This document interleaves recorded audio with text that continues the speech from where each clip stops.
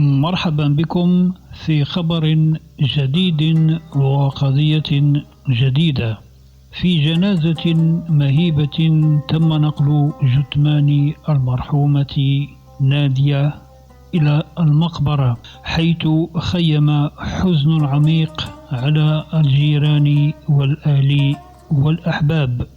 تم تشييع جثمانها إلى دار البقاء بالدموع والحزن والألم، وكذلك الصدمة والذهول الممزوجة بالغضب.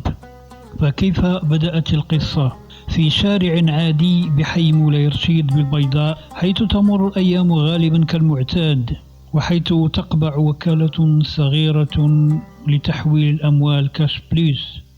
في ذلك الصباح تحولت الوكالة الصغيرة إلى مسرح جريمة نكراء هزت القلوب قبل العقول. شابة في ريعان الشباب تدعى نادية خرجت كالمعتاد إلى عملها، لكنها لم تعد أبدا.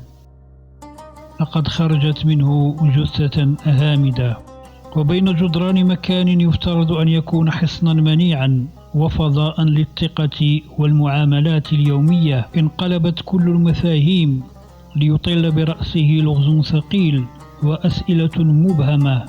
ما الذي حدث فعلا داخل الوكالة، خصوصا في تلك اللحظات التي توشحت بالغموض؟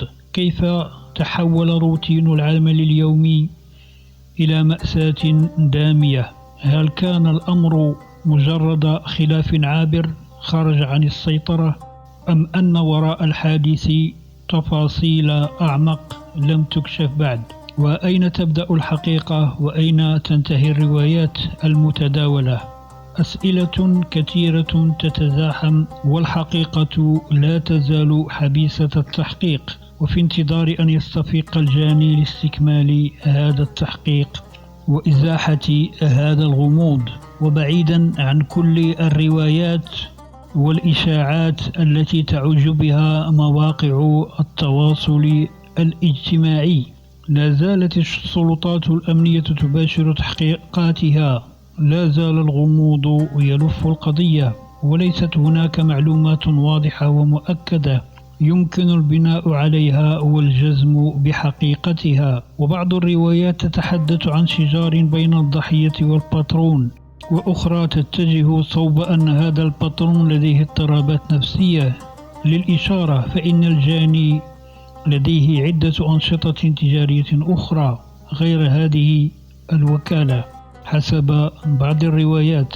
وأمام غياب التفاصيل الدقيقة التي ستوفرها السلطات الأمنية بعد استكمال التحقيق، يبقى كل ما يروج له عبر مواقع التواصل الاجتماعي هو ضرب من ضروب التأويل والتفسيرات التي لا ترتكز على حقيقة ثابتة، ويجب التعامل معها بحذر شديد، لأنها هي التي تسيطر الآن على الموقف في انتظار استجلاء الحقيقة كاملة ويعم الخبر اليقين، لأن المعلومات لا تزال شحيحة.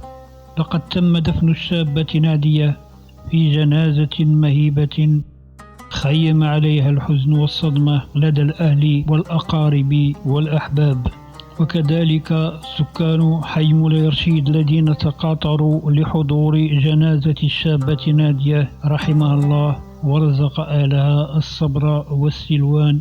إنا لله وإنا إليه راجعون. دمتم بخير وإلى اللقاء.